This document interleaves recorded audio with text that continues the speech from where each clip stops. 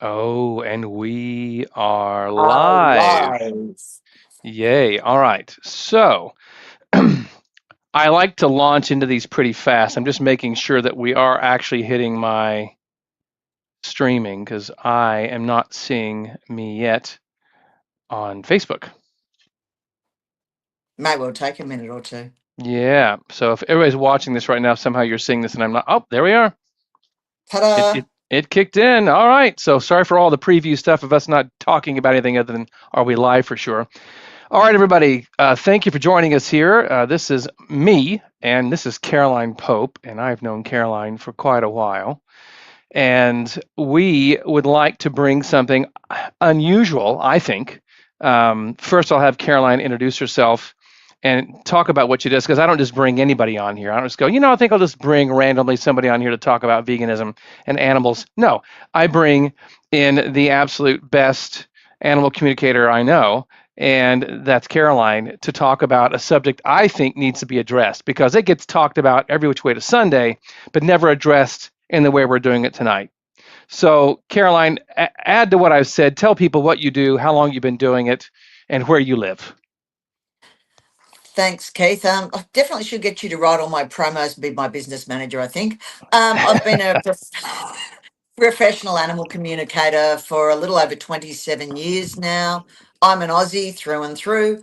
And yeah, it's something that a lot of people talk about, but not from the animal's perspective, which is fair enough because most people don't do what I do for a living. But animals perceive the world so very differently to what we do, and that's often overlooked. I mean, you look at people with dogs. You want to hashtag trigger me. He's not a dog. He's a four-legged human. We'll Yeah, do it yeah. brilliantly. I've seen that. I've seen that. Yeah. Yep. Yeah. And look, I've spoken to one place. Oh God, one of the very first communications I did, and we were actually working on a horse, but we were walking through a paddock, and there were some really cute. Apparently, they were 3-day-old calves, um, and they knew. I said, "Oh, you're going to use them for meat cows, are you?" And she went, "How do you know?" I said, "Well, they just told me." And that really made her squirm, I think. She didn't think that 3-day-old calves knew that they were going to wind up in the meat factory, but they did, and they were Wow. fine with it. Yeah, that Okay, really so rocked her. let's just stop right there because what you just, and thank you for launching out of the gate and not holding back. Just dive right on in. Do So I ever? no, you don't. So this is what this I'm going to hopefully pose questions as people would on the banner here. I'm looking actually for a comment section. I'm going to leave the comment section up and see if we have anybody comment. I think it's set up for that. Anyway, but right now I'm commenting. All right. You said how old? 3-week old? Day. 3-day old calves knew Yeah. why they existed and where they were headed. Yep. I do All right. wonder. It's a bit like kids, some of them come in with fragments of past lives or whatever, and they lose it as they get a bit older. Whether because they'd literally just incarnated, some of that was there, I don't know. That was certainly the youngest of that kind of thing. But yeah, Well, yeah, I play a game with myself to try to put things in perspective, and I call it the 1,000-year game. And the 1,000-year game goes like this: if I can really try to embody knowing I'm going to live 1,000 years, or maybe I am 1,000 years old. Maybe I'll play the 5,000-year-old game. I've been alive for 1,000 years. I have a 5,000-year lifespan, probably. Now, how do I feel about everybody else who one human lives to be 20, dies in a car accident? One lives to be 50, dies of cancer. One lives to be 95, organs fail. If I'm 1,000-year-old person, I'm one of these strange, vampiric immortal things, these creatures of the night, and I'm looking at 20 or 50 or 90. Do you think that really has that much difference to me in my mind if I'm 1,000 years old? not at that age, no. Right? It all just kind of blends in. Well, it's all short. It's all not very long. We, most of the time as human beings, we look at humanity and we see somebody die in a car accident in 20 and go, oh, God, it's tragic, like even more tragic, because they didn't have a chance to live their lives and have a career and romance and just build a life. They never had a chance. Whereas if somebody dies at 95 of organ failure, it's, oh, that's so sad, but it's not the same because we feel like they did their thing, they've lived their life. And I always find it interesting because all of us are obviously, you're going to die. It's only a matter of when, and it's all a matter of perspective. And here's the thing, unless, of course, I'm embalmed and so toxic nothing can eat me, something is going to eat my body eventually. Yeah. And Bacteria, whatever. that's the thing. Animals don't have a problem with it. What they have a problem with is the how. And yeah, the meat abattoirs and stuff, not pretty. And particularly factory farming. No excuse. No excuse. We can do better. But go back to and some of the smaller abattoirs and stuff where or the ones where you can pick your cow and they're basically they throw down some hay, the cow starts to eat the hay, bang, it's all over. You know, that is, let's be honest, cows don't live that long in the wild. Right. Yeah, or people talk about dogs and cats. Oh, I don't want to play God. Well, the first time you give them a medication, you protect them from predators, you give food, you're playing God. You can't have it both ways. Um, and euthanasia by a vet or a bullet is a hell of a lot kinder than being torn apart, which would happen in the natural environment. Nature is very, very effective, but democratic or politically correct, it's survival of the species, not the individual. And most of the time in the wild, animals die pretty hard. Yeah, I mean, I remember as a kid. I mean, you're an Australian, I'm in the U.S., so we didn't have the same TV shows, but we had a show on every Sunday, maybe Saturday or Sunday, called Mutual of Omaha's Wildlife Kingdom. And Mutual of Omaha was, I think, an insurance company. They sponsored Wildlife Kingdom, and every week they were showing different animals in the wild and all this different. It was that day's National Geographic on video, and so I would watch that and just be amazed at the brutality, of what was going on when animals were taken down, when the predator would finally catch the prey. And then, of course, they were not giving you the most graphic pieces on television, network television in the 70s and Prime 80s. time. Yeah. No, but now we can watch that. We can watch from beginning to end to devouring the animal. We can watch all of it because we have access to everything. And And that's where they did have a lot of problems. I know a lot of the film, you know, Bellamy and Sir David Attenborough and all the rest of that mm-hmm. was if you're studying, you don't interfere. And if mum gets sick or um, the kitten or the tiger cub or whatever's struggling, they can't step in. Now that Yeah. would be very difficult because you would have your favourites, but I mean, if you want to do nature as it is, you got to do nature as it really is, not nature as we'd like it to be. Big difference. And I love it that you're taking it straight into nature, because I think that's the part that overall as humanity, we're so far removed Moved from totally. nature's cycle, so far Well, removed.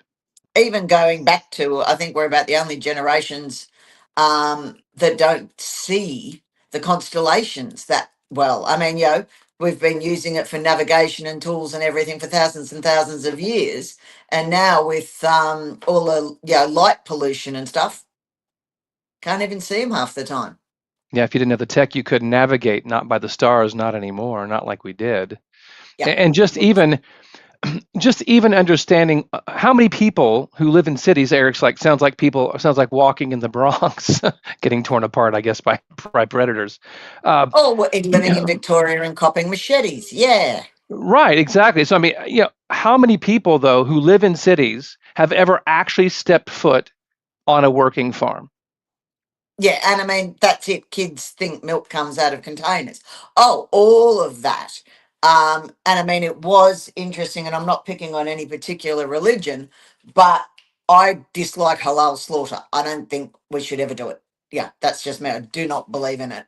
But And I know, describe, people won't know what that. I mean, they'll know that maybe it's from Islam, but what yeah, describe halal they butcher? don't What's that stun the like? animal. They slit its throat and let it die by inches. And yeah, no excuse. Yeah, you're not riding on camels in the desert anymore. It's yeah, and I mean, I know England and several countries now in Europe, bless them, have banned it, and I'd really like to think we would here. And they actually did with some of a bunch of Muslim people. They filmed it and actually showed it, and they were crying hysterically. And oh my god, that's so cruel. Well, that's what you are advocating for. So again, they don't have any real idea of what goes on. Yeah, And that is the problem. And I mean, take that to the other extreme with your vegans and your vegos.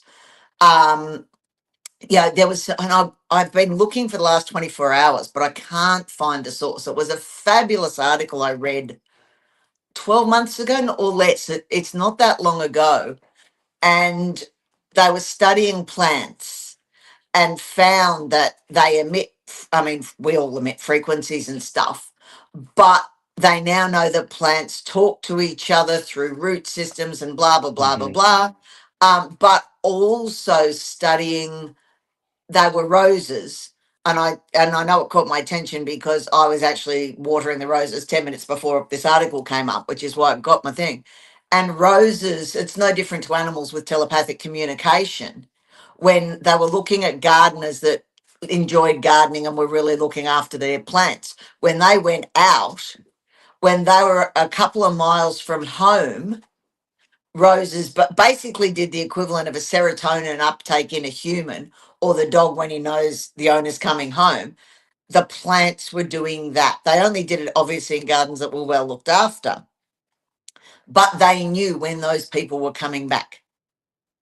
And that is Mm. something that I don't think most people are aware of. Now, I know plenty of communicators that can chat with trees, not my Yeah. forte. Nature spirits, I don't.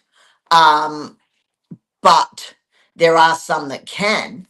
And I'm figuring it's exactly the same. Everything has a consciousness, everything has feelings, but it's no different to, Elon wants to talk about going to Mars.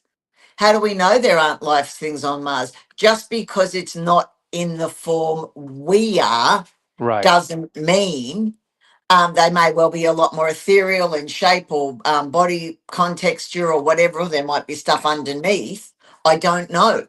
But if it's not like us, doesn't mean it doesn't exist. Some of you may know who Teal Swan is. Some of you may not.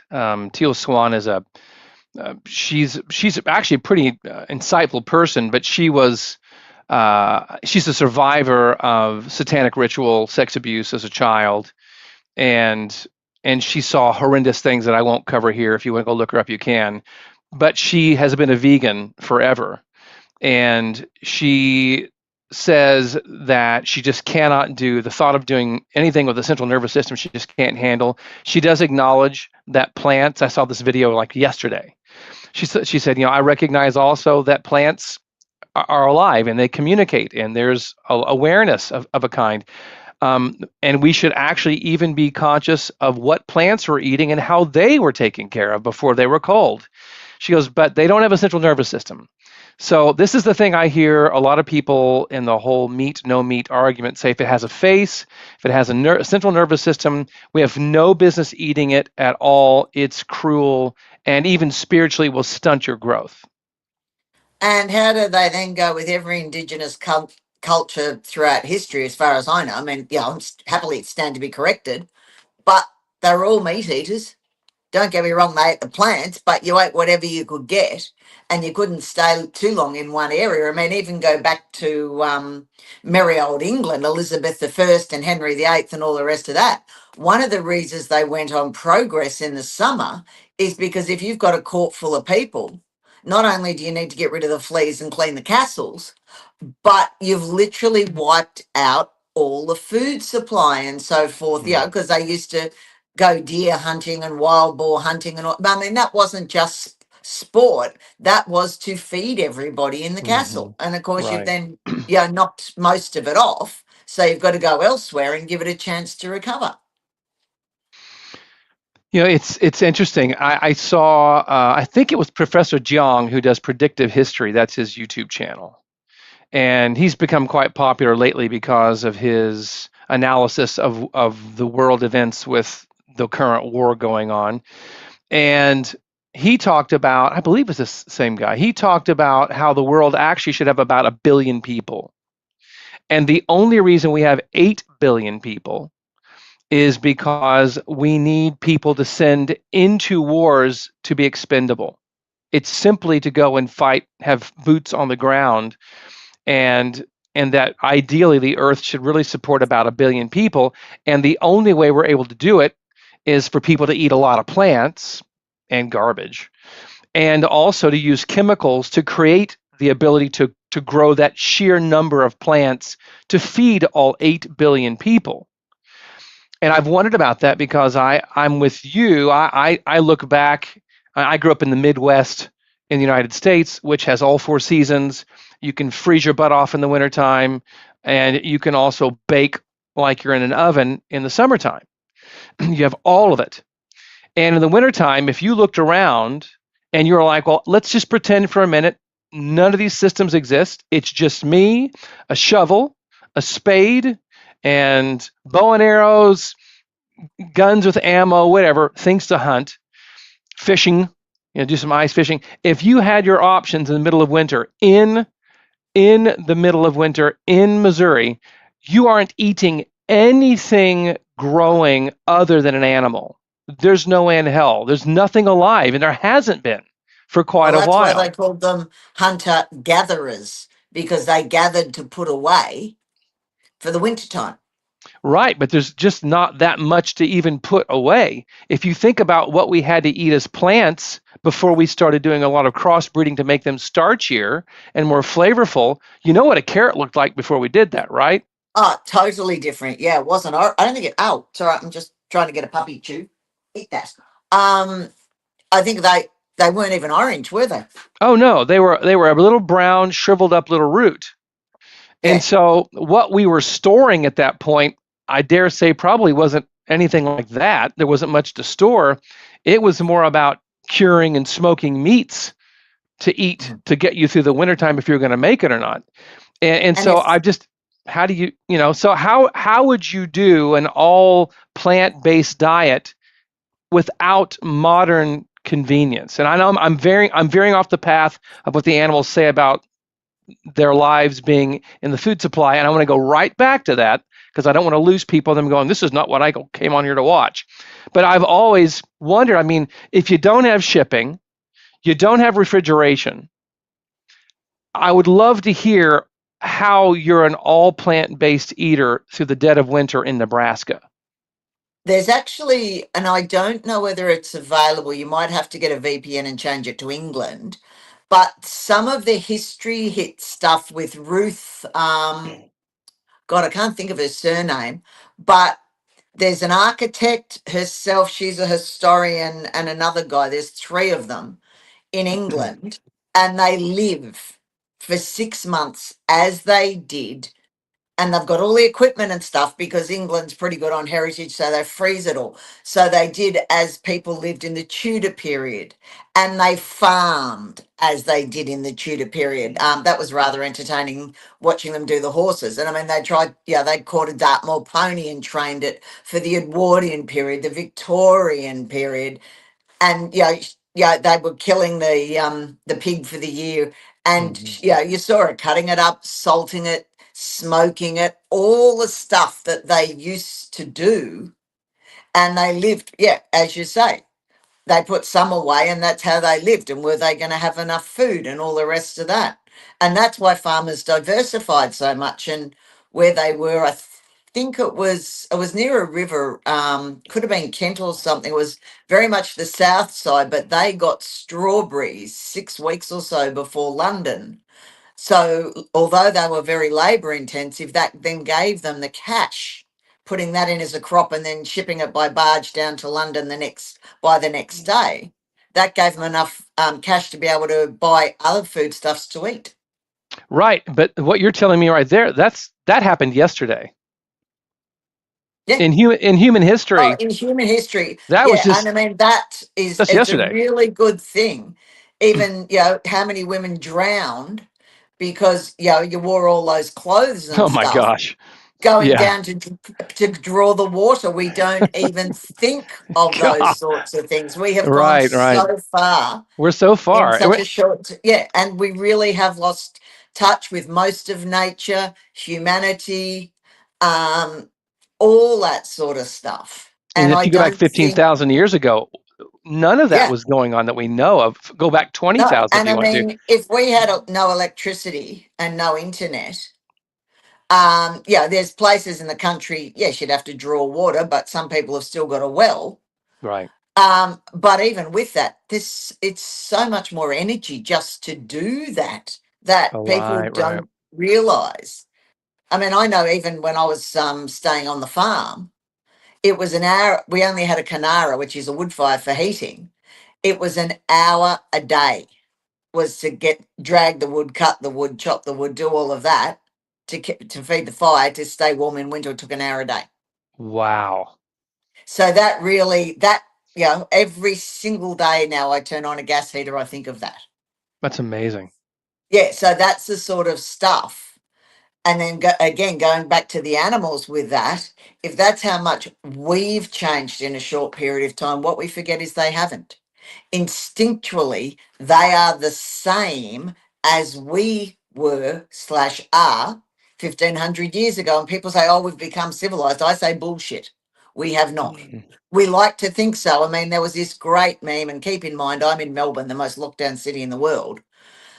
Someone put this great meme up during COVID saying, if you don't understand resource guarding in dogs, go to the toilet paper aisle at Costco.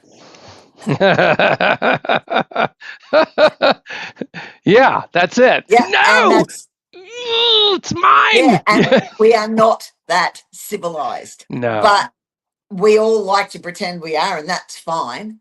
Um, but when you then look at your animals, you've got to realize that they are the same, you know, as we were in a lot of ways with their own species. And although they adjust very well to be with us, um, we tend to forget that they have to use a lot of self discipline and all the rest of that because it's not just because it looks like they've settled in well with us doesn't always mean it's easy for them. Mm. I So mean, even I have problems with the puppy, and it's not his fault. He's fabulous, but I don't have a large backyard. yeah, yeah. Um, so yes, he's walked multiple times a day on lead, but I have to drive half an hour away, a couple of times a week to a big enclosed area that's an off lead with fences because I can't trust a young puppy without a recall. But he needs to get that cardio Hmm. and get the frustration out of his system. Well, let's not fail to mention that he is a herding dog. Oh, he's a Is he cattle dog, not? yeah, an Australian cattle Yeah. dog. So yeah, they are high energy, but as they're growing, they need the cardio as well as just basic muscle buildup. And I mean, that's all a Hmm. part of what they do. They play with the other pups, they run. And in suburbia, you can't do as much of that. So you I mean, don't look at all think? your apartment dogs. Well, there's tons of them here in the States. Caroline, there you are. Hang on, audio back. Go ahead and talk for me. Can I? I can't hear you. Nope, I can't hear you now. I lost your audio.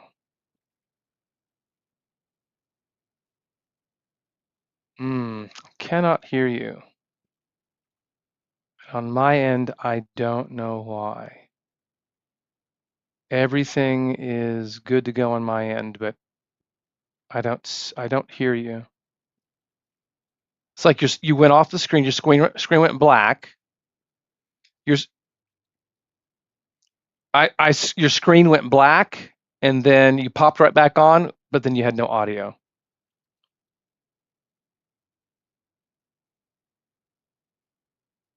No, still not there. I saw you mute yourself and bring yourself back up, but it didn't activate your audio. I don't know why. You're not muted on my end.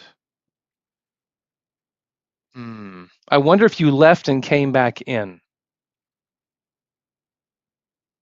Sorry, folks, we're having some technical difficulties.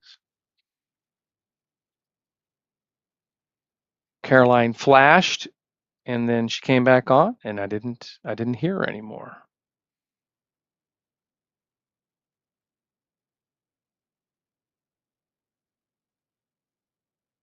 You may have to actually like leave the whole thing and then log back in again. Can you hear me? Oh, I was assuming she could hear me. Can you all hear me?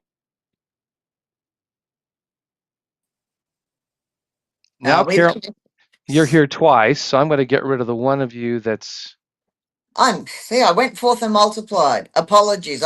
Someone tried to call me on my phone, and because Oh, this is on the phone, I'm not. I think I may just leave you up on the screen twice. I'm afraid to mess with it because I'm afraid I'll lose you it's again. So, Murphy's Law. Yeah. Oh, well, I just all multiplied. right. So this is what I want to ask you, and there's two questions here. One, when we look, whether it's our pets, animals we have as pets, oh good, or if we have animals that are in the food supply, depending on your country, that could vary. I realize from what's permissible culturally speaking. Uh, with all the breeding we've done, like as I always talk about how plants, if you think you're eating something that your ancestors 15,000 years ago were eating, you haven't done any looking into things because you're not. Nothing in your grocery store, that you're eating is natural in the sense that that's what they were finding growing in the wild. It's all been curated through crossbreeding and now through genetic engineering. So the same thing has been done to animals. The cattle have all been crossbred to have certain traits. Our pets, those don't look like wolves. A chihuahua does not look like a wolf or a coyote. It's a vicious little ankle biter. So we've done all this tinkering around to get what we want. How has that affected them, though? You talked about their instincts earlier and how they're still much like they were. How is It, that chihuahua the same as it was before they? genetically, it is. Behaviorally, it is. Physically, it's not. And this is where the problems are. You get the chihuahuas, in particular, all the bracky breeds, the squashed headed things, Yeah. pugs, peaks. Basically anything that doesn't look like the super long. You look at a wolf, short back, long legs. Look at most of our domestic dogs, other way around. That's why I picked a farm dog rather than a traditional heeler, because the way the show ones are now, they look like a wombat with teeny tiny legs. They really do. Yeah, wombat, And that's of good. course, their metabolism is slow because no farmer was going to waste bloody good food on a dog. And again, that's been modified, but it means they get heavy really easily. And those ones take a lot longer to heal. You work on a domestic moggy, often one CST session will sort the problem because they are so close to what I call the original blueprint that they heal quite quickly. Whereas if you've got a Pekingese or a pug or a bloody French Hmm. bulldog or whatever, Yeah. they will take a lot longer simply because of their physicality. And I mean, that's something I've no doubt you do. And that's your upcoming course, of course, is okay, you do it with people, but moving your awareness into them, Hmm. they feel completely different. Yeah, there's a And I difference. mean, yeah, and the way we breed them, a lot of these, Jack Russells and Foxies and um, Maltese Shih Tzu crosses and stuff with these really super twisted front legs, that's painful. And these dogs go on the whole time living like that. And people, or, poor old peaks and pugs and all the brackies that have to sleep with their head up just to get enough air. And Yeah. people think it's cute. Don't even start me on that one. So let's go But into let's go into the ruminants though, because that's because I want to make sure people are going to hear hopefully what they came here for, which was to understand this perspective that, well, these ruminant animals, they're loving, and I'll see videos, right? I mean, and look, it's not like I don't love animals. I love animals. I really do. I always have. I pondered being a vet when I was in my teens. I thought I just may go, and if it wasn't, what actually turned me away from wanting to be a vet? Big euthan- pharma. euthanizing them. Oh, okay. Yeah, yeah, I yeah. was just And like, I look, don't, you know. yeah, I struggle with it depending on the circumstances. I got sacked from two jobs because I wouldn't do the pound stuff, bumping healthy ones that people didn't want. Hmm. Not my style.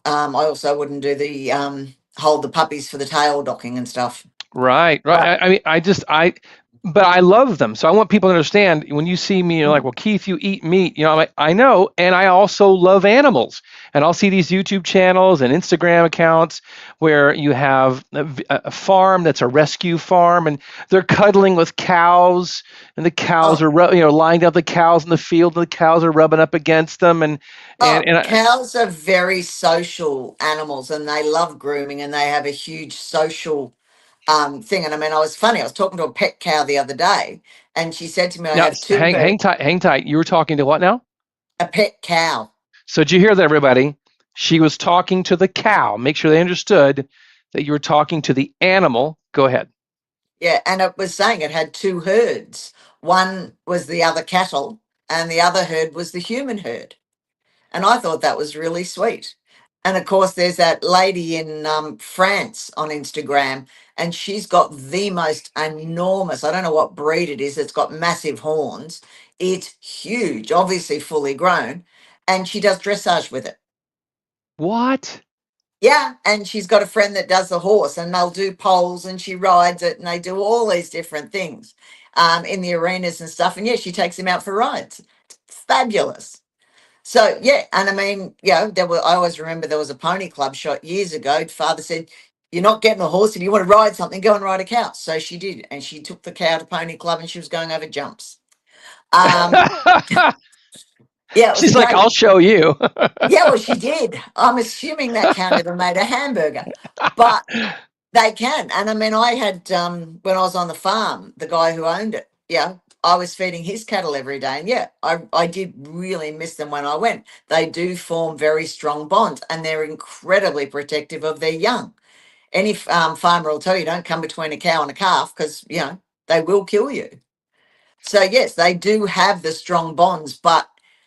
And I mean, look, old story, no different with cats and dogs. It really does depend who owns you, as to what your life is like and how it is for a cow out in a field, particularly if they've got shade, because a lot of them don't, and that does my head in.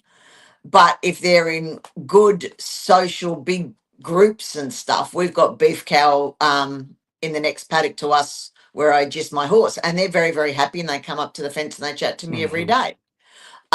And we've got dairy cows all around where I am as well. But they get to be out, they have a great life. Yeah, the end bit not so much fun, and I'm the first to say that. But that's very different to what my understanding is you guys have. With the and obviously some of it's weather dependent as well, with what I think you guys call your feedlots, but it's basically factory farming. Yeah, That and is what's very funny, different. it is different. But Caroline, there's a lot of. I mean, I grew up in dairy country. That's where I was. There's beef cattle everywhere around here where we live.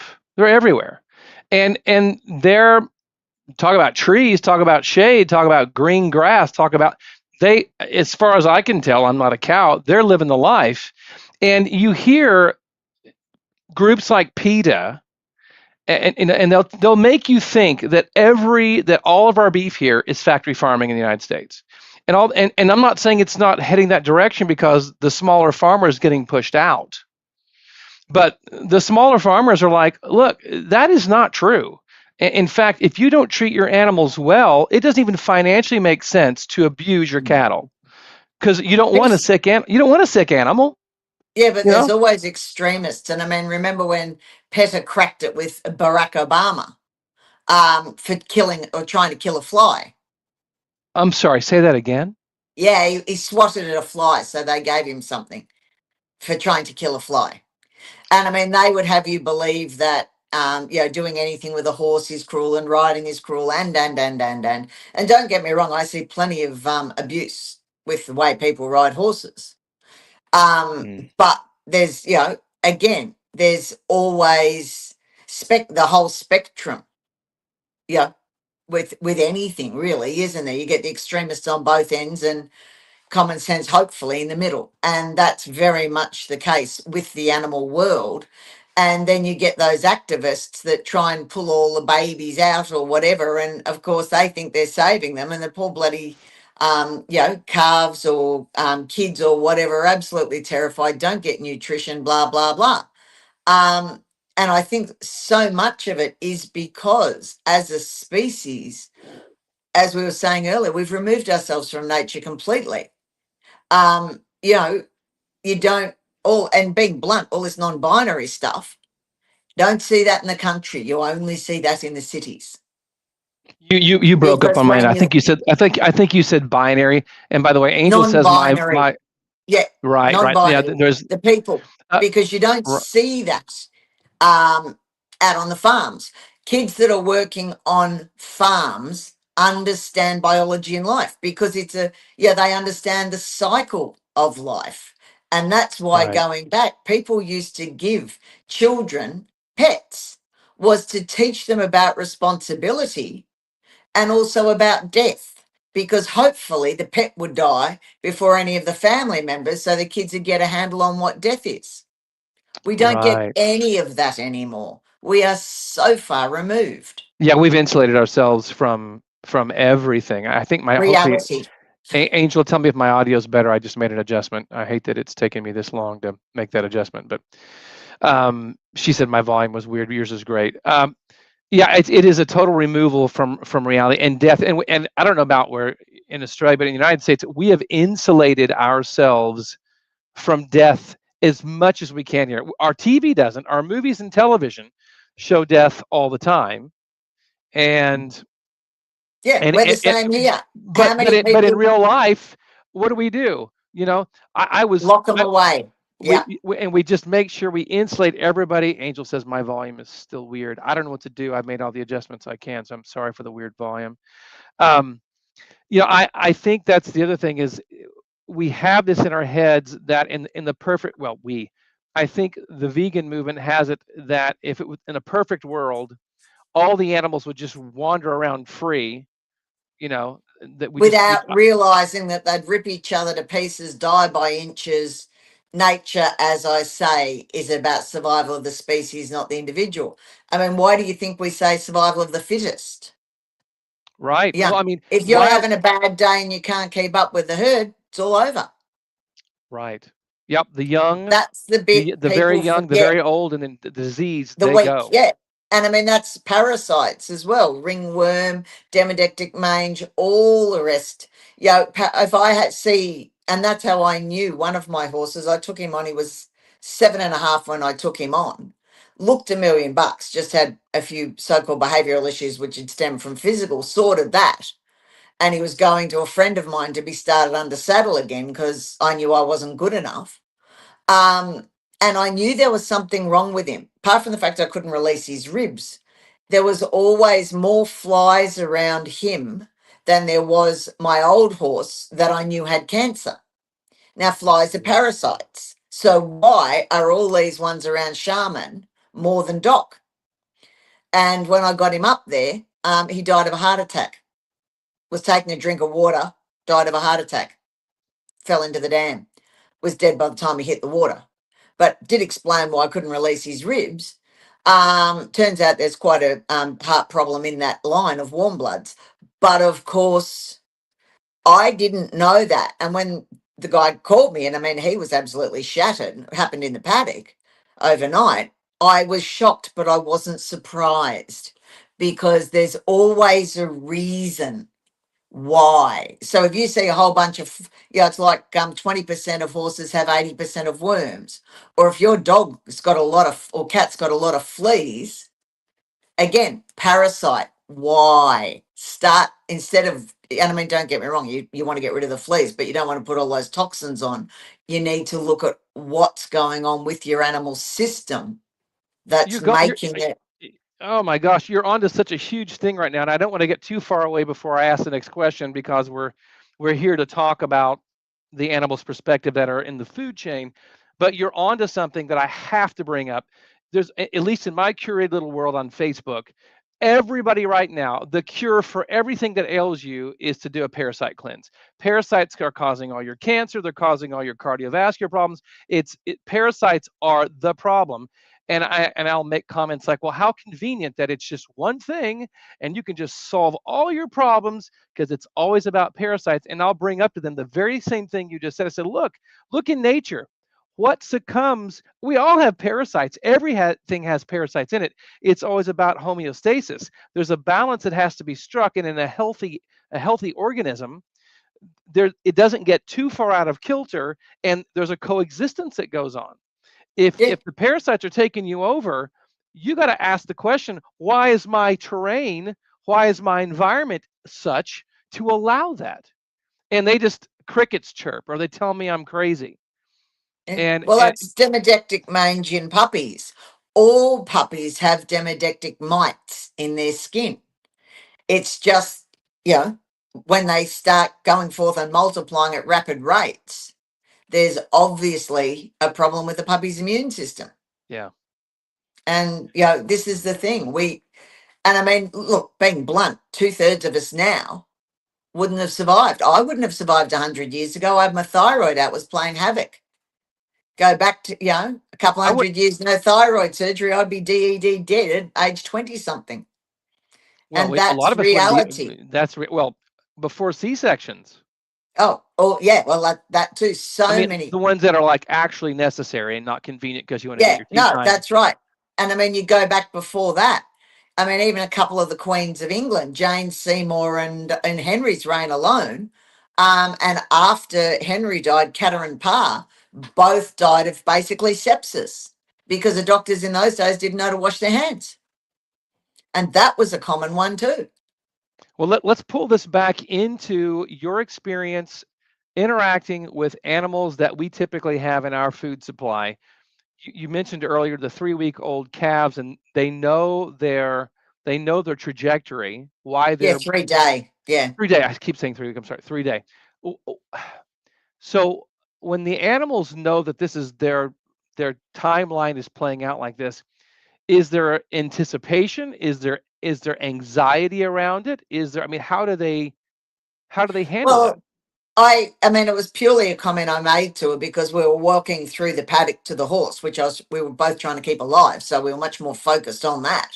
But yeah, it was just, and she was shattered and she said, I leave them to go a bit longer and always try and make sure they have a really good life.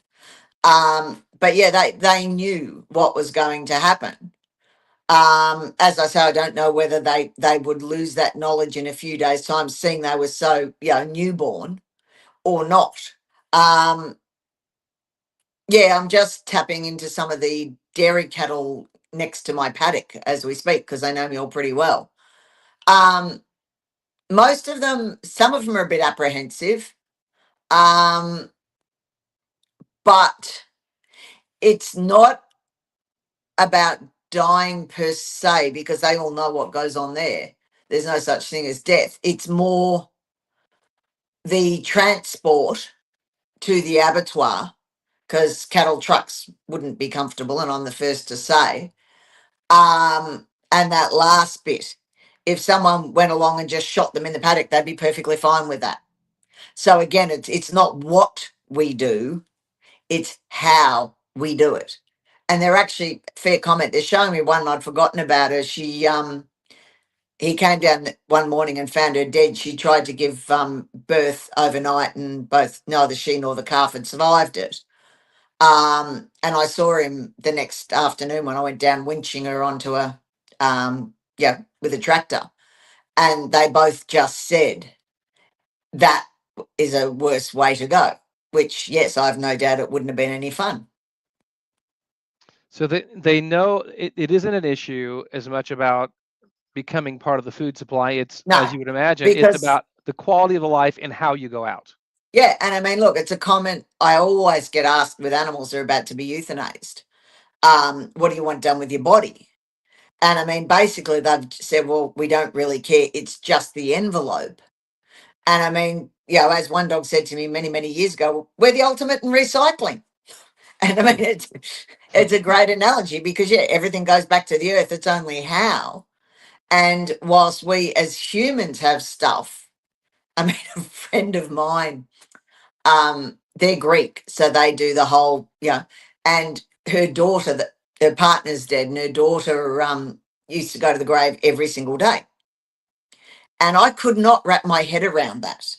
And make sure his candle was lit. And he actually contacted me in the middle of the night one night, going, "My candle's out, tell him to fix it in the morning." And sure enough, it was. Now, Now, slow down, slow down. Go back and slow down.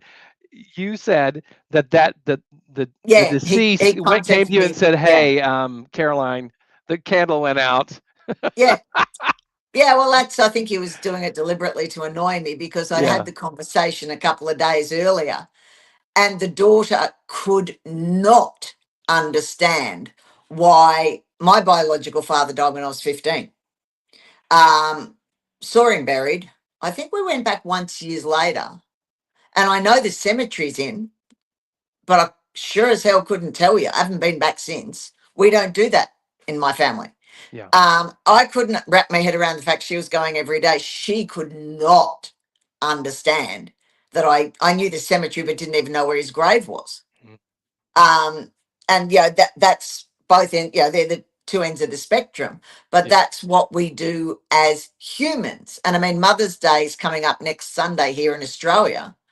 And that's one, a lot of people only go to the cemetery once a year, and that's on Mother's Day. Yeah. Whereas, Yeah. that's a human thing. Animals don't have that. They know what happens to their litter mates and all the rest of that. But, nature designs us differently. And, they respond accordingly. It doesn't mean they don't feel. All animals have exactly the same emotions as we do. The difference is with their feelings within the species parameters. Taj said to me once when I yelled at him for Who killing a did? I'm bird, sorry. my cat, one of Uh, them, yelled at me one day, or I yelled at him because he'd murdered a pigeon, and feathers through every bloody room in the house, but his bedroom, I might add. And I said, "How many times I tell you, you don't murder effing birdies. Go and murder mousies. Much easier to clean up." And the response was, "Murdering birdies is good for my stress levels. You should try it sometime." Well, murdering birdies wasn't going to do anything for my stress levels, and drinking coffee wasn't going to do anything for his. right. Species Right. difference. Right. Yeah. And Yeah. No. that's the thing. People don't understand the species difference. And we are human. We can only judge by a human lens. And I mean, you know better than most, when you go into people and feel same emotions, even the same species, it feels very different. And I've no doubt one person feels very different to another. And yet we're all the same species, let alone a different species. It's a great point. That's a great point. So, so if you have someone who's like, look, I won't eat animals. And I think some people who are all plant based, they even suspect that their health is on the downside. There's the Oh, I agree downslide. entirely. A friend of mine's vegan, has been for years, and I admire her for it. But no, she's always the first one to get anything. And I think some of them even know that the diet is not serving them well anymore. Maybe at one point it did, but they won't do it on principle for all the reasons we're talking about. What would you say to people who are like, I won't do it, even if it means even if my health would improve or I would live longer or the quality would be better, I won't do it. What would you say to them other than suit yourself? Yeah, well, pretty much that. Everyone has their principles to live by, and if they're genuinely doing that, good luck to them. I mean, I couldn't be bothered with it. You've got to do a lot of work to do a balanced vegan diet, but also the fact that the plants have just as much awareness and consciousness as animals do. It's just displayed differently. In the same way, all animals communicate with each other, but we don't see it or hear it as a general rule. Yes, I can tap into it. We are the only ones as a species. Humans are so incredibly isolated. We like to think we've got, we're on streaming, and I've no doubt we're doing at least 2 or 3 countries right now. Whereas animals are talking to everything all over the planet all day, every day, and don't think twice about it. But because telepathics is in a form we don't get unless it's identical twins or something like that, or, deja vu. I'm thinking of Keith and all of a sudden he pops up on Messenger with something. That's telepathics as well. But because that's not something that's, quote unquote mainstream at the moment, ultimately we will all go back to it, I think. It's not recognized. So, in the same way, just because plants um, respond differently and you don't visually see anything, yeah, I mean, you even go back to those scum that used to do vivisection and saying, oh, the animals weren't feeling anything; they were simply, squeaking and all that. Does my head in. But I mean, really, just because we don't see it, they have plenty of consciousness. Um, it's simply that it's consciousness in a different form. In the same way, murdering birdies isn't going to do anything for my stress levels. Yeah, I mean the cat that that we feed and stays on the front porch all the time. She has free reign to go out, and we're on the top of a 3,000 foot high mountain peak, and there's woods everywhere, and she's hunting all the time. Is it because she's hungry? She's not hungry. I feed her wet food twice a day, but that girl supplements her diet as often as she can catch something, which is often because it's in her to do it. Well, it's And also the only nutrition she'll be getting because there's nothing in a commercial food. well, this is But this is this is animal. I mean, she's getting flesh. oh, okay, yeah. But also too, and it's the same. I remember speaking years ago to a dog.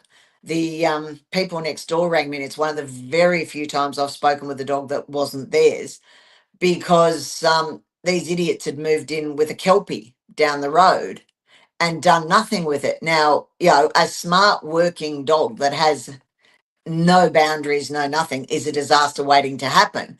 And this thing had taken to chasing the racehorses down the road. Oh, And the farmer had warned them, two or three, or the trainer had warned them, I will shoot the dog because legally in Australia you can. If the dog's chasing your stock on your farm or property, legally you can shoot them so hang on. I just side note. So you can shoot the dog if it's chasing your cattle, but if on your property. someone's It's breaking into breaking your in. You've house. got to go take all my stuff. Yeah, welcome to Australia. I just had Yep, to put it in there. Go ahead. yep, yep. Oh yeah, yeah. It's Victoria's worse. Mm. Um, but so they said, can you tune into this dog because it's a nice young dog. It's only about 10 or 12 months old. We don't want it being shot. I said, look, yeah, under the circumstances, absolutely. And the dog, yeah, it was bored silly, and it literally gave me like a heroin endorphin rush and had it was a massive endorphin. It was getting an enormous endorphin hit chasing these horses, and it said to me, what can you give me on a regular basis instead of that? And I had to say Oh. very honestly, I can't. And I went, right then, that's it. So it was And an it died. addict. Well, I mean, that was the only stimulation or whatever it was getting. Yeah, it wasn't getting any training. It wasn't getting walked. They were just leaving it out in the backyard. And of course, it can get through stock fences easy. So it was going off and finding its own entertainment. So it And yeah, got it was shot. shot 3 weeks. Yeah, it got shot 3 weeks later. Hmm.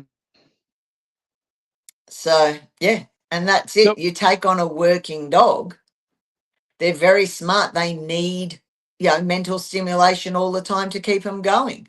And that's where, like movies like Red Dog, for example, here in Australia, buggered up the Kelpies.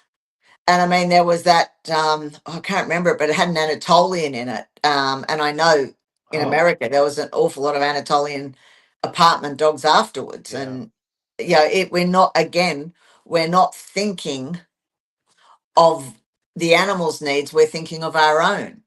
I want a dog like Red Dog, despite the fact that I live in, an apartment or or a little unit with virtually no backyard, and I'm working away from home 12 hours a day. Yeah, it's not fair to the animals at all. No, and people are not. And that's it. No one stops to think how they feel because we never see anything from any perspective but our own. In COVID, worldwide. I mean, you couldn't get a dog for a while because everyone adopted them out of the shelters, which was great. Now, particularly in Australia with a housing shortage and all the rest of that, everyone's surrendering them. It's horrendous. And I always remember I can't stand the bloke, but Boris Johnson said one thing that I went, oh my Lord, thank you. He turned around and said anyone that's adopted a dog during COVID and then returns it to the shelter now we're out of lockdown should be jailed for life. But again, we're only thinking of what we want. And oh, I'm bored. It's COVID. I want a dog. Not, well, COVID's not going to last forever. What am I going to do when I go back to how we were? How am I going to look after it? Am I going to have enough hours? No, no one thinks of any of that because we're all so incredibly short term. Or I want a horse to win ribbons. And if I can't do that, well, I'll just get rid of it and get one that can. Not what am I doing? How can I change things to better suit the horse? And I mean, we're all so, ting, ting, ting, microwave generation as that used to be. We all want our stuff instantly. And again, go back to nature. There was a season for everything. What was it? A season to plow, a season to sow, a season to reap.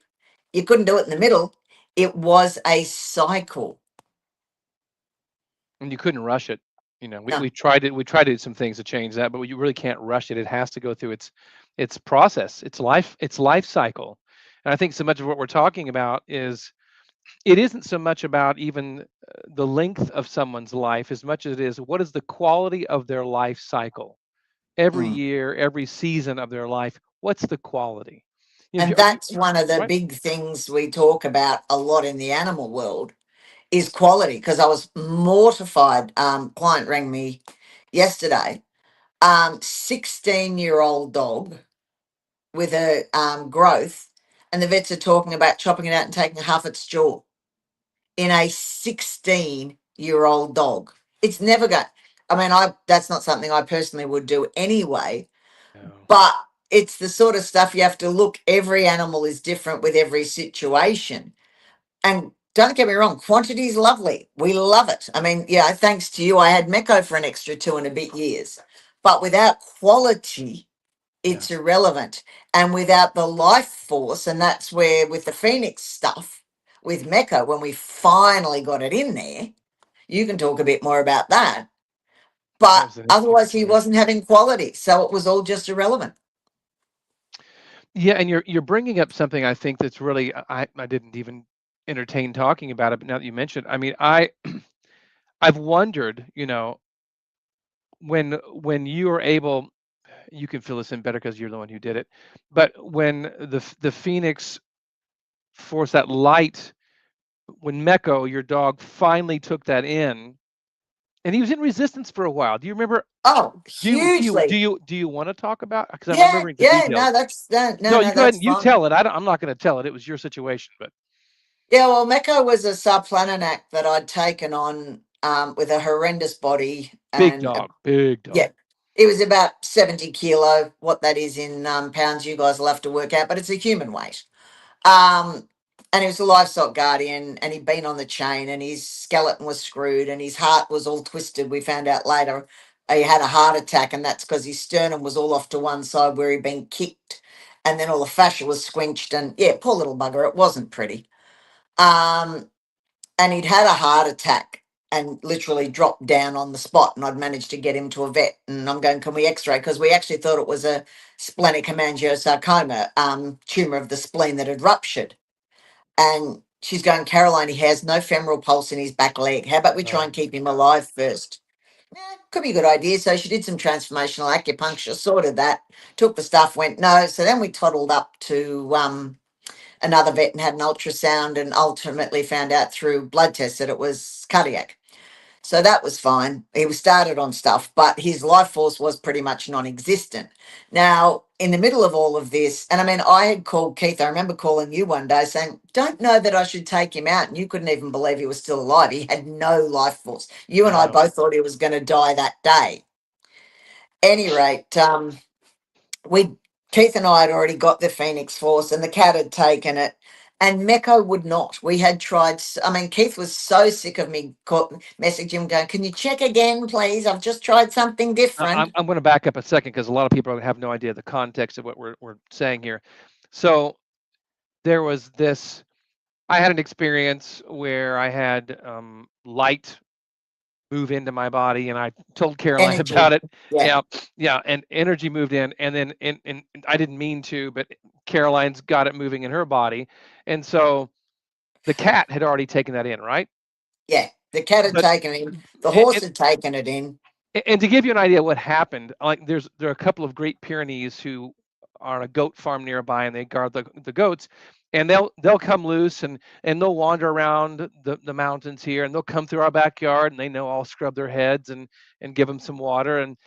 And so one day, and I think they might be siblings, I think, but I moved that light, I shared that light with one and then the other, and the one of them took it no problem, no problem. In fact, it right after I did that, it had two bowel movements within like a couple of minutes. It pooped in the edge of the woods over here in the yard, and then walked over to the field and did it again, and acted kind of loopy. And the other one wouldn't take it in. And for whatever reason, they'd come by. I would try again, and one day it finally did. Oh, And so it so did eventually. it Okay. did eventually. Yeah. Mecco, Would your not. dog, would not like. Yeah. Nope, I'm not doing it. We're like, yeah, but it's going to help you. Not doing it. Not doing it. So in the end, the horse turned around and said to me, "Do you want me to try?" And I'd just been talking to you, and I went, "Knock yourself out." So then, yeah, I'd sent you literally just checked in. So I said, "Can you check in again?" And Keith's gone, "Oh my God, it's finally gone in." And the response from the horse was, "If you want something done, ask a unicorn," because that's his nickname. And yeah, but that, I mean, he had 28 months, sorry, 26 months to the day from the day he had that heart attack. And he died 2 months short of his 10th birthday, which is a good age for a dog like that anyway, let alone one with a nutritional, skeletal, heart, and everything other problems that he had. Yeah, I got a lot extra out of him because of that. And I'm very, very grateful. But Yeah, that yeah, was an that amazing light just, experience. every time I rang you and said, "Is it okay to share with so and so in the early days?" And you went, "I think she's already got Yeah. Well, this is where I wanted to go with this too. Is I'm wondering. I mean, I know humanity. The reason I talk about the life gates that we have, and I call them the six convergence points, but these are life gates inside of us, and their degrees of open or closed. And I'll use the example often of, you have a couple, let's say an elderly couple, they've been married for 50 years, one passes, the other one's in perfect health, and in a couple of months, they just don't wake up. And I'm like, yeah, that's because they make a choice, a deep choice to shut those gates down, and then everything just stops functioning. And I think humanity in general, we come into this world with it more open to some degree, of course, but I don't think it's long until those life gates for most human beings are really closed down, and we're living. That's why I feel around, humanity. I feel around everywhere, and I'm like, everybody feels like they're just about a couple of illnesses away from checking out. I don't. Most people aren't healthy. In fact, I help people go, "Oh, it's terrible that it's happening to people that they don't have a lot of life for us." And I'm going, I'm talking to you. You're a part of the group. it. Yep. You just tried to exclude yourself. No, no, no. You're in with the group I'm talking about, because I think those gates overall are way reduced. So this is my question to you. Do you feel communicating with animals that nature in well, let's do this in two tiers. That the domesticated animals have their gates been lessened over time by being with us and acquiescing to what we want and what we force them to do? And then the second question, the part of that is, has nature in the wild, do you think they have lost some of the openness of their life gates? Um, Interestingly, I got some very responsive feedback, particularly where people took a certain thing to be able to work during the COVID thing. Ah, yes. Um, that That will not be named. Yes. that cannot be named. That thing. Interestingly enough, I'm being shown, and particularly cats, which I would have thought it was more dogs, but anywho, um, that has knocked their life force around. Well, that makes sense because people do talk about hashtag shedding, so that would make sense. But nature itself, in the last, now that's interesting. I've been given the figure 22 years, is closing down dramatically, and they're showing me more toxins, but they're also showing me something they're doing underground, which may or may not come out. Yeah, secret human business that's actually affecting like the core of the earth and then of course with the stuff I work with, as you know, all the G's, the 3G, the 4G, the Yeah, 5G, all the EMF. Hmm. all the EMF and I'm being shown the satellites. And I do know it was a Native American prophecy. I think it was the Hopis, but don't quote me on that. One of them talked about the end of the world being when the earth is surrounded by what looks like a spider web. And Ah, that's all. well, Yeah. and now it's not just Elon. I can't remember the guy's name. There's another Oh, somebody yeah. with But I tons of mean, money. He's launching his series of satellites to do what Elon's doing. yeah, no, well, that's why I'm working with what I'm working with for obvious reasons to try and mitigate some of that. But every time, and I'm being told very clearly, and I mean, I do it all the time without thinking. Every time I see a bird, a rabbit, whatever else, I'm driving herds of cattle, I'm always sending them that light and that energy. And yeah, remember the birds comment in the early days This of is when I was the sending the bird. cattle. Tell me who the bird is. Bird's a friend of mine's cockatoo that literally talks like a human. That's won over $500 from Keith. He's quite proud of that in a bet. He's won a lot of money over an awful lot of people. He goes busking on New Year's Eve and usually pulls about 6K per New Year. He's a He's a singer. great bird.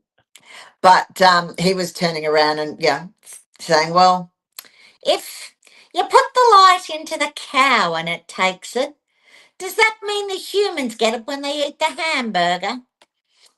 And that's a valid point. I It's a haven't actually valid traced, point. yeah, we haven't traced it to that. But, I am everything, and I often send it through the ground and the ley lines and stuff like that. And you have noticed differences in areas that I've done that. So I think just continuously doing that will at least help to mitigate some of it.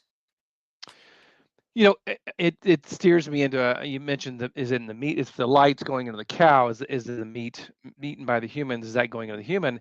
And what's interesting is people. That's one of the things you'll hear from people who don't do meat. They're like, look, that's you're eating death, and you're eating all the adrenaline, and you're eating all those things, and because they're going through all the slaughtering process and how they're not being taken care of. You're eating all of that. And I'm like, I mean, yep. And I'll tell you this, if I'm on horseback and I have a bow and arrow and I'm that talented with a bow and arrow and I'm chasing a bison Same and me thing, and, and only me, me and my worse. you think there isn't some adrenaline going on at that point Mm. in the Yeah, and bison? that's it. Even going back to hunting mammoth, Yeah, sure. none of it, in every scenario, it's all the same. I mean, the cow, as I've said before, the ones that they do the abattoirs where they drive to you, you throw down the feed, they Yeah, go bang. yeah, That's by far, if you don't agree with it, call it the least worst. yeah. I But mean, that, obviously, right? That's a no-brainer. That would be the way to yeah, do it. yeah, it would be. And I mean, I think they could do more of that kind of stuff. But anywho, it's one of those things that it's you even go back 100 or a couple of 100 years. I don't think there was a single, or very rare good death, pre-surgery and everything else. You mightn't have lasted as long, but by God, you went down hard and you suffered a lot. Yeah. Yeah, there weren't Whereas pain. We these didn't have the days, painkillers, and we didn't have yeah, any of those yeah, ways that you couldn't no, morphine someone into oblivion until they passed nope. out and died. They just suffered. But with the meat, like when I take food, I will feel. I won't say every time, but I try to be more conscious about it all the time. I'll feel into what I've got cooking, And that's what and you do. That's what your course will I'm teach. working. Yeah, I work on the food to change it, and you can do an experiment. I've done this wine a number of times. You can take a bottle of wine, assuming you'll drink wine, and then you take the wine, you pour it in two different glasses. You take one of the glasses, and you can sit there, and within a minute or two, with some pretty simple techniques, you can imbue a lot of energy, transformative energy, into that one glass. And you just say, go ahead, now drink that, and then drink this one that I didn't do anything to, and they will taste different. I was going to say, is the color different? I don't notice the color shifting. I haven't noticed that, but the flavor, it's totally obvious. And it seems, in the little bit of experimentation we've done, that it varies when another person does it. They might impart their own particular unique energetic flavor to the wine. Well, food's the same way. Blessing, see, growing up in my household as a growing up as a Protestant, you'd ask God to bless the food. Well, I hate to tell everybody this, but as far as I'm able to feel energy, there's nothing happening. People are doing that. The food doesn't, I'm feeling the food after the blessing's been said by somebody. It doesn't change. The food feels no different. The energetic profile did not shift, whether it's a plant or an animal, nothing changed. I I think wonder how much of that, though, is because, as you say, it's purely route, purely habitual, bless this food, versus someone that genuinely means it. I've noticed, and I mean, I found that out when Unicorn was sick, and I was putting a light in his food because I was desperate, do everything. And it seemed to make a huge difference. And but I there was a used to, connection. You were yeah, making absolutely. And you were already connected to something that was passing through you, I if you do will. that with Anya's, and I mean, Anya shouldn't be here. We all know that. And I did it with Mecca, and how much of, it's always multifactorial, but I do think it makes a difference when you genuinely mean it versus pure routine. I mean, I saw people who were very heartfelt in it, and Oh, okay. I mean, I think you know what it is. I think it's the removal of ourselves from the dynamic. When we as Westerners, we look and go, well, I am a nothing piece of shit human. I'm worthless because I've told been worthless since I was born. I'm stained. I'm tainted. I will ask this benevolent God to step in and do something that I have nothing to do with because I'm not worthy to even be involved in the transformation of food. But I'll ask God to do it, but I'm out. That's the Versus the through you. Yeah, yeah, yeah. I am a conduit. I am an embodiment of, because I work to be that, in order to then, yes, be that conduit into the food source. That's a very different thing. And please understand, everybody, I'm not suggesting that everybody out there who is part of a religious organization or is clergy or something aren't connected.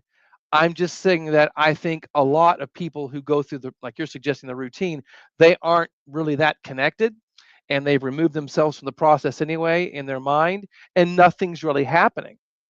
I think you can take food that's not so great, and see Master Owen Wei, who created Pongu Shingon. I knew this from eating his food.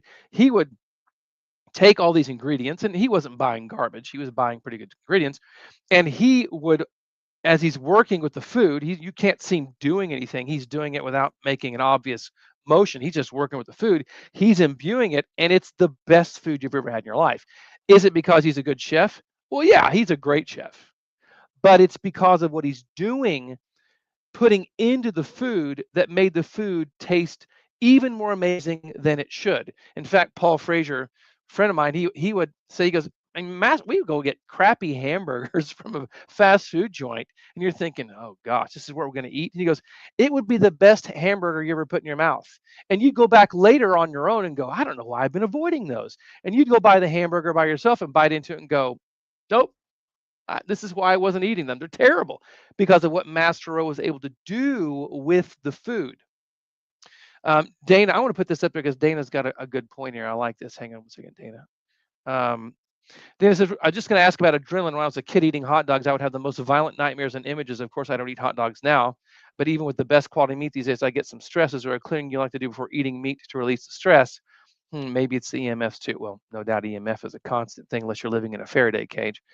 Um, I mean, I want Caroline to weigh on this as well and what she does, but that's what I'm saying, is that I merge my consciousness with the food, and then I asked to feel all the properties that could be altered, that need to be changed for it to be more nutritious for those that would eat it. And then I will feel, because of what I do every day, I will feel my body automatically start working with those patterns. But that's because that's how I work in my daily life with clients or with anything else. But there are certain things, like, Master O taught us, with because Pangu Shingon was my first Qigong form, that you just say the password phrase into the food. Take kindness and benevolence as basis. Take frankness and friendliness to heart. Speak with reason. Treat with courtesy. Act with emotion and accomplish results. And the more the person entrained with that qigong form every day, the better they were able to imbue the food with those beautiful properties when they would say that phrase into the food. When Caroline was mentioning the light earlier, the light, that was far less complicated, really. You could just say, may you be healed with light, may you be filled with light in your mind, if you would do that. And it would take like no time at all to change the composition of the food, to basically clear it, is what some people would call it. But it's more than just clearing it, it's imbuing it with life that maybe it didn't even have to begin with. Or maybe the food has been around long enough that it's close to what we would say in Chinese medicine is called wrecked food. This goes for meat or with vegetables. When I hear plant-based people go, "Oh, you're eating all this dead flesh," I'm like, "Look, there's life force in the freshness of the culling of plants or animals. The closer to the point of the kill, there's more life force in it, and over time, even through refrigeration, it loses its life force properties that it's holding." And so when food hasn't rotten, hasn't reached the state of rotted yet, but it doesn't have any life force, that's called wrecked food. It's edible, but what it's going to impart when you assimilate is far less than if it was closer to when it was harvested. So you can imbue food that's not so life force filled, maybe because it's too far out from the time that it was culled, and you can bring it back up again to something that's greater than what it would be otherwise. Caroline, go ahead. Yeah, well, I was just getting some seriously weird stuff as you were talking. So there you go. Part of it, with hot dogs, it's not good meat. It's the lowest parts of the food, the proverbial meat chain, so to speak. So there's nothing good in a hot dog. It's also reacting with a bucket load of chemicals. Hot dogs are full of them. Usually, Um, yeah. yeah, and I think, and so many, yeah, that's why RFK Jr. at the moment is trying to get half of it out. And then interestingly enough, one of the first ones he managed to get out was the color red, and what color are hot dogs. But what I'm being told, and it's, yeah, on 2 coffees, no food, and this is so weird, I couldn't have thought it up myself. I know that glyphosate, Montana, and all of that was actually made by Joseph Goebbels, chemists. Most people aren't aware of that. So the bloke that was happily knocking off all the Jews, he was the one doing what we now spray on all our crops. Go figure. There's huge And stories there. yeah, oh yeah, there's lots there. No, that's trying to remember whose podcast that was on, but yeah, that one made me sit up and got my attention. I think it was one of Tucker Carlson's. But on top of that, a lot of the chemicals, which I know we use in colorings and stuff, I've been told are also genetically engineered to bring out anything like that and magnify it, which would not surprise me because I mean, at the moment, they're doing all those ticks over where you are to try and get people being allergic to meat as part of the Alpha gal. blah, blah, blah. Yeah, all of that. But yeah, I am being told that the IVs, coloratives, preservatives, all of those are actually magnifying what is already in not so great meat, which then would not surprise me that you are going to be reacting to it. I can't eat hot dogs. I quite like them, but if I've more than one, yeah, those Savoy sausage things, we used to have the little cocktail ones or whatever they were called. 2 of those, I'll be sick as a dog for 12 hours. And I have pretty much a cast iron gut for anything except spice. So there's definitely also other stuff in there.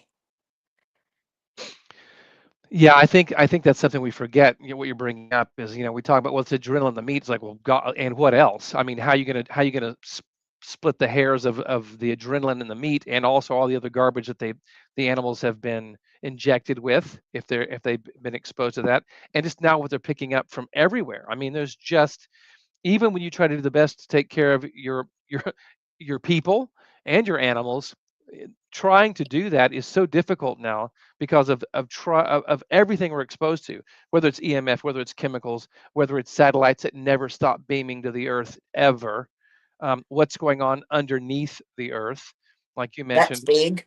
I mean, so really, it's that this is, but that's banging my gong, which I try to tell people all the time. Look, if we don't start doing something above and beyond what we think is being healthy, we're not going to fare very well.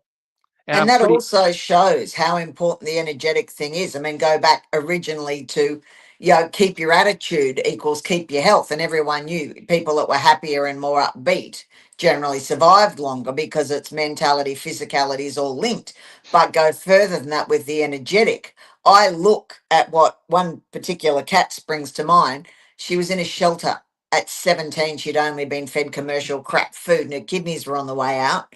I wouldn't have even readopted her, but these people, clients of mine, got her. She's now 22, which is the equivalent of about whoa. 120. Yes, she's having subcut fluids a couple of times a week because the kidneys aren't great. That helps, gives her quality. But that cat has gone, it's taking me 17 years to get to somewhere that I can be waited on in a five-star hotel. I raise an eyebrow and people come dashing to do my bidding. I'm staying here for as long as I can. Now, I don't think any of her is physicality. It's pure bloody mindedness and stubborn energy. And we look at so much of where we're at now. How the hell are we as good as we are?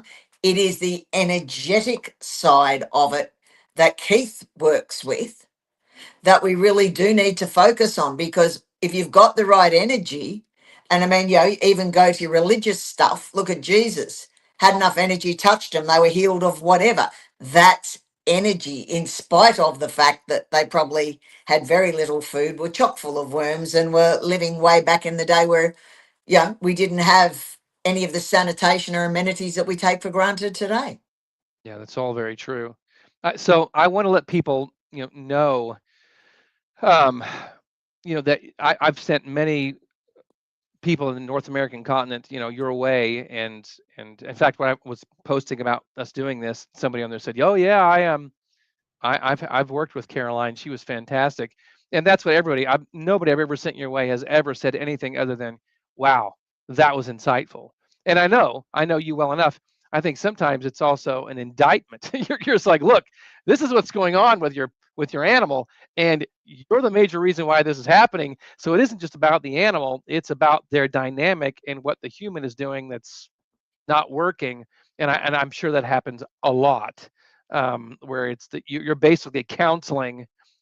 You're counseling a group, at least two, if not more, creatures on how to change the dynamic so that the animal can have a better quality of life. Yeah, well, I we mean, only, as I've said before, we only see things through our human parameters. And of course, murdering birdies, you're not going to roll in horse poo and eat it, but I can guarantee you my dog is. My dog's not going to jump on Google. right? Yeah, it's a very different. It's a great thing you've said about species. Understanding that species are different and our parameters. I like that word. Our parameters are different, but it doesn't mean that they're not feeling or experiencing things.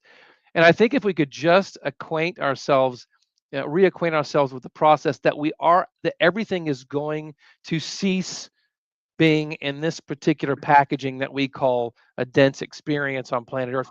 It's all going to end in that cycle and move on into another form. But If it we can, doesn't mean it's ending. it And doesn't, it that's didn't the end. difference. Yeah. I Right. mean, I speak with deceased all the time. Not my own because I'm too bloody close. It really adds insult to injury when the cat and the dog tell you that Mecco's in the house and I can't pick up on him. But, Ah, that's just, I don't make the rules. They suck. But, um, I tell clients that all the time because, the close you need detachment. It's like the sound of one hand clapping. The more you want, the less you get. But yeah, I mean, our animals are around us all the time. People are around us all the time. It's simply in a different frequency. And I believe as humans, we only see something like 4% Oh, of the it's pitiful. spectrum. It's Yeah. And pitiful. I We're blind. always, I remember one woman I knew, and I've always wanted until I spent a day with her, the old spend a day in their shoes. And I'll talk about you in a sec with that. But she used to see spirit as clearly as she saw 3D people. And it meant Wow. she couldn't go to a shopping centre without someone. Because, okay, if you see someone in a war uniform or a Victorian dress, pretty bloody obvious. But you get someone in a black t shirt, jeans, and long hair, they could have been in the 1960s or today. So she's talking to someone, and then everyone's looking around going, and they think she's talking to herself because that's how clearly she saw them. And I've always wanted to be able to do that until I Wow. walked that day with her and went, that I can see a whole lot of problems there. How do you even know that the person at the counter is the person at the counter? Because she's seen that before as well. This was pre self checkout. So, yeah, Mhm. it doesn't mean they're not there. She was seeing everything we simply weren't. But that's where I'd like to bring that up into the how you feel and how you see things with Keith's upcoming course. Please talk about it, Keith. But being able to get in and feel, people say, walk a mile in their shoes or whatever. Being able to get in and feel changes your perceptions, not only of them, but it will also change your perceptions of yourself over time. No, that's so true. And the ability to, because in people, as you and I've spoken this many different times about how different people pull in information and experience it differently in the body, and mine for whatever reason has been visceral. And I see some things, and if I put more attention on extracting information through internal sight, I will see more. But most of it, the easiest way for me is to pull it in physically and to feel it in my body and to mirror what's happening in someone else, mirror what's happening in a dog or a cat or whatever. I will try to mirror it in my body so I can feel the state that they're in, and then also then know when I'm working on them how much improvement they're making, because you'll feel the energetic structure start to change and improve, and then you're then just waiting for the person or animal's physical structure to reflect the energetic shift that took place. If you're good enough at feeling that happening, when you did work, like, no, I did a good job. Now, is it going to express itself physically as beautifully as the energetic structure felt when I was done? And that's always the question, is how's that going to play out? And that's out of your hands, you know. But that goes with, but all that work that we're talking about, I have to do it in me first. I have to be able to work within myself first. So in like a classic intuition development, I've tried to promote this, I kept trying to figure out how was I going to promote the class, because it starts tomorrow. And I've been trying to figure out how do I promote this. And I realized most of the people, I had more people who were going, I'm an empath. I feel everything. I'm like a raw nerve. Um, I feel special, and yet I feel like I'm victimized, Double edged sword, it's about controlling it, which you do right? beautifully. And it's like, so, and I got a lot more of that than I ever got. Oh yeah, I don't feel much of anything, but I want to be able to feel. I was really targeting that first, and my mind's like, I'm just going to get a bunch of people who are like, I'd love to do what you're doing and feel things the way you do and have a more sensory rich life. That's not what I'm getting. I'm getting more interest anyway, from the, I feel like the raw nerve. I can't really interact with that many people, or I get overloaded. I can't go out into public. I can't, you name it. And so for me, I'm tailoring it to where I can handle both. If you want to learn how to feel but you don't, great. We're going to do that over 8 weeks. If you feel like the raw nerve and you feel everything, your aperture's too far open and you don't have resilience, I'm going to help you with that as well the You best I really can. need Keith. Yes.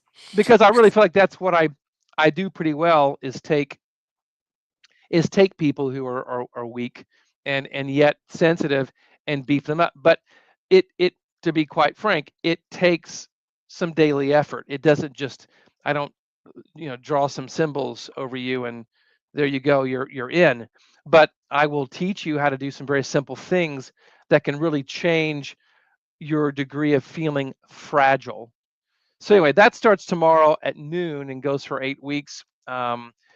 You'll see at the post of this on Facebook, you'll see I'll put the link down below. And what I want Caroline to do is I want you to go to the same. I want you to say something here in a minute, of course, for people to write down. And I wish I had it. I should have done that on the banner, and I didn't do it, and I apologize.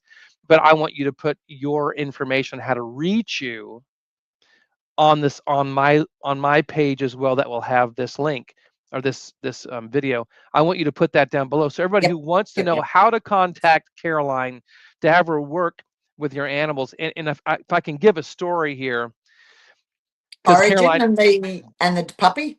well, we That one was could. good. Yeah, that we've got to do your other one, but we've got to do Origin because I still laugh about that. Well, what's funny is, we would talk animals in the past. You're like, and then we'd be talking, and you're like, oh, hang on, I'm getting things, and you're like, yeah, but I only get things about humans when I'm talking to you, and Yeah, like, it's all his. It's his energy I'm clearly tapping into that I'm expands stuff. But yeah, I'm like, yeah, I think you can go beyond that. And so the truth is that Caroline can work with humans as well and extract a bunch of information from their field because she's done it and she does it. And and I hope Angel's okay with me telling this story. But this is the one I want to tell because it connects both worlds. Angel and I have had an issue with bats liking to visit the interior of our homes, two of them now in two different locations in North Carolina. And they don't just find their way into the house, they will then find their way into Angel's room to be with her. Not just hang around in the house, but they find her. So we moved to a new location, okay, about an hour away. And sure enough, a bat gets into the house, makes its way into where Angel's room is upstairs, and she's got a bat in there. And I'm like, Caroline, uh, you won't believe this. Another bat has found its way to Angel. What do you make of that? And you just tapped right in. And do you remember what you said? was a friend that I know she used to drive Angel Batty. She was a friend of Angel's, close friend from I think gosh, age 12 up. They'd known each other for years, all the way through graduation and post, and they were really good friends. She's really funny. Had a certain type of a laugh. I think you mentioned a laugh. You basically described her friend with some very key characteristics in the moment. They were fresh, and you're like, oh yeah, I'm seeing this. And the bat was sent. You said was sent by her deceased friend in there to basically say, hey, what's up? And Caroline didn't know that her friend had died recently. She didn't know anything about this girl, but there was key things that were just fresh coming through her that she mentioned. And I just passed them along to Angel, and Angel goes, wow, that's her. I think even described how she looked or something too. It's just you're dead on the money. So there's been a lot of times where Caroline, yeah, we're talking about animals, but there's the human connection there. Caroline's good with both. In fact, there was a cat that you were called in from a distance here in the States. You're there in Australia to talk about this cat and what's wrong with the cat. And basically, you told the person who had custody of the cat, hey, some of this goes back to the couple that had the cat before you. And you tapped into the couple and to describe the dynamic, and you were dead on the money.